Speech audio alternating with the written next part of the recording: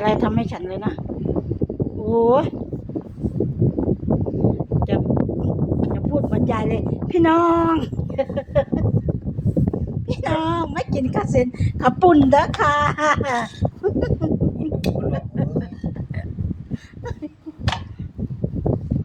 ข้าวปุ่นอีสาน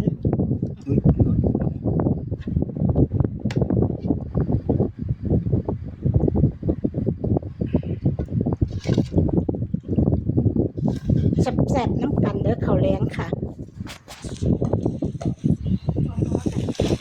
กับยายเจ๊เบาๆบองคือกันกับมีบอดติยาปลาอันคลิปลงไหนเอ้ยซื้อคนที่สาม